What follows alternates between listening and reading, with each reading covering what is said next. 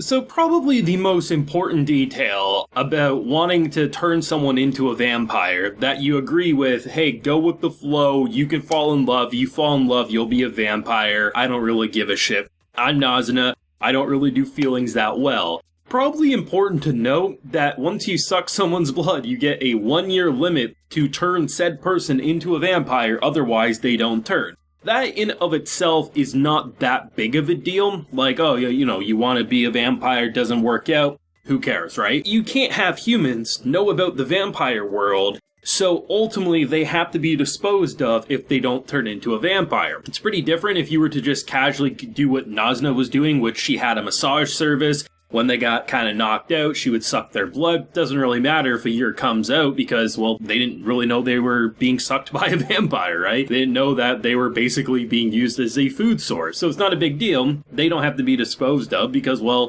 it's not a big deal. They have no knowledge. Ko, on the other hand, despite this man literally building a harem, it feels like the vampires love him. Like, seriously, the vampires are like, I can understand why Nazuna wants this innocent boy, because there's something about him that just navigates through a minefield that would set anyone else off. So, the idea of him actually dying if, like, the time limit runs out and he doesn't get to turn into a vampire, he ain't gonna get killed, right? I just don't see that being possible given what we've seen so far. I could easily see all of them saying, you know what, we will kill you, Ko, if you don't turn into a vampire. You have 1 day left, just let one of us turn you into it and then all's fine. He would probably say no if it's Nazuna or no one, and then obviously we could see how it could go from there. But I like the fact that they do put a hard limit because a year, it's both a long and short amount of time. When you look at it from their perspective, they were going at things at pretty much a snail's pace. If it takes 10 years for him to fall in love, 10 years to fall in love. He'll probably change and evolve so much that it'll probably be good for him. But now you have this, 365 days, right? Just the whole idea that everything is now so crunched down that he's rushing, okay, we gotta go on dates, we gotta do this and that. I mean, it turns out, they've been going on dates every night anyway, right? But now that they're in that kind of crunch period, he's worried about not fulfilling his end of the bargain there. But I think, on the other hand, a year is a long time to get to know someone, and I imagine based on how much they've grown over such a short amount of time, it'd be impossible for me not to see him fall in love, given just the connection they already have. And I mean, you had the lewdest of scenes in this episode, hand-holding. I mean, if that isn't saying love's on the horizon, I don't know what is. It is funny, though, when you think about it, right? We have so many scenes with them kissing and just doing it in front of the other vampires, and they're blushing, and yeah, he's blushing. But there's always something about the hand-holding moments in anime that you can literally see these characters kiss, and you're like, oh, that's funny, that's a little oh man, look at them go. But when it comes to hand-holding, it's a way more sensual and more intimate thing, because it's not just there as a reward, it's something that keeps them close sort of thing, not just gets the emotions fluttering up. But this episode was pretty great for a couple of different reasons. The biggest is without a doubt the new character we get introduced to. And it turns out our boy's had more friends than he's let on, which is a question and I think idea that I really like how Call of the Night's handling it, because like I've mentioned in previous videos, the whole concept of what is a friend, there is no one outside of, when you first start learning how to speak up until you're pretty early in your public school days. Yes, you'll ask someone to be your friend, right? Because you don't understand social skills the same way you will once you get a little more mature. But anyone with friends, whether many or a few, you just know when you're friends with someone, right? You don't ask, hey, are we best friends? Or, hey, are we buds? You just know it because you hang out with the person enough. That it's a mutual silent agreement that if any of you bring up the concept, are we friends? The other's probably going to make fun of you bitch, of course we're friends. What the hell you think we're doing here? We're not 8 years old. We don't need to have a written agreement to know for sure. But I think when you look at it from Ko's perspective, he's a pretty confused boy, all things considered. So for him, just looking at, oh shit, I actually did have friends this whole time. And, the person everyone looks up to, he considers me a friend. And hell, he was actually happy. I gave him advice, apparently, You can understand where he's coming from with that confusion. And I think Call of the Night handles it so great because that's the core idea of this show. What is friend? What is love? What is all these basic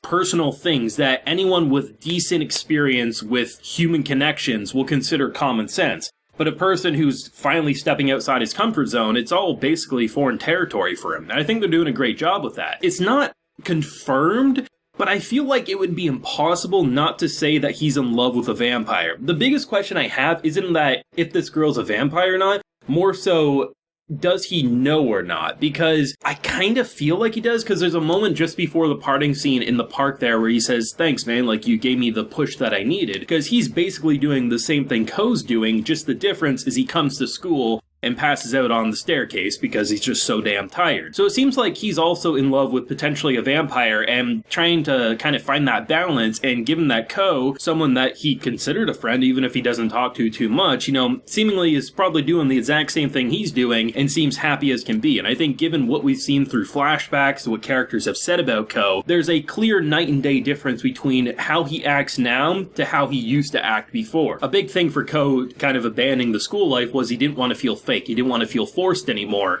And what we're seeing is probably who he truly wants to be, or, you know, something that's a lot more healthy for him because he's not fitting a mold that's being forced down on him. And that's what's really cool about an episode like this. And what I've praised over the last couple of episodes is the way they spice up the side cast. They don't massively grow it overnight. It's not like we leave episode 3 and they introduce 10 more characters, right? They slowly but steadily introduce more. So when a character as cool as this is on screen, I'm like, man, I really like this dude. He has a really good personality. I don't think he's just there for drama. I'm like, I can't wait to see when he pops up again. But it could be episodes before we see him again, right? And the fact that they don't abuse any particular character pairing, the only two characters we always will see every episode is Nazuna and Ko, because they are the star, they are the one driving the car. But all things considered, everyone else supporting them, they're all equally memorable in different ways, whether it's the vampire harem doing their own thing, whether it's casual childhood friends you didn't really know you had, but now are cluing into the fact that, shit, I really did have friends all this time. They're doing a great job at balancing everything and making this kind of tale of growing up feel just so easy to watch, because you can understand how anyone put in Ko's shoes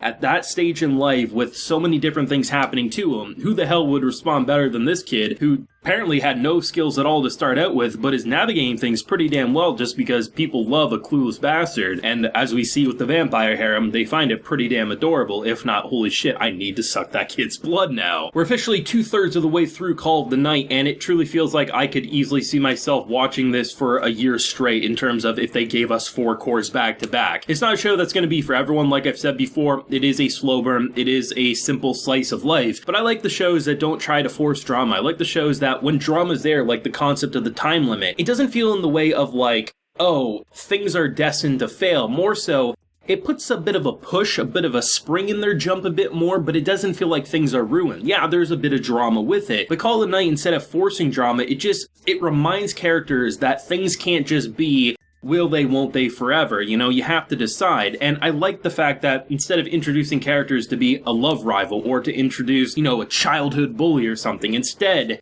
I like the idea that, you know, the kid's life wasn't maybe as lonely as he made it out to be, but he was a little oblivious to what he had as friendship before, because, you know, the concept of what is a friend can be a hard question to answer, especially in the earlier stage of life. No one asked him to be his friend out loud. It's easy to see how a kid could think he has no friends, but now, seeing as what he's experienced, he's like, oh shit, I actually did all this time. Great episode once again. Excited to see where they're going to go from here. Thoughts and feelings down below. Leave a like if you enjoyed and subscribe if you're new around here. Until next time, everyone, please take care and have a good one.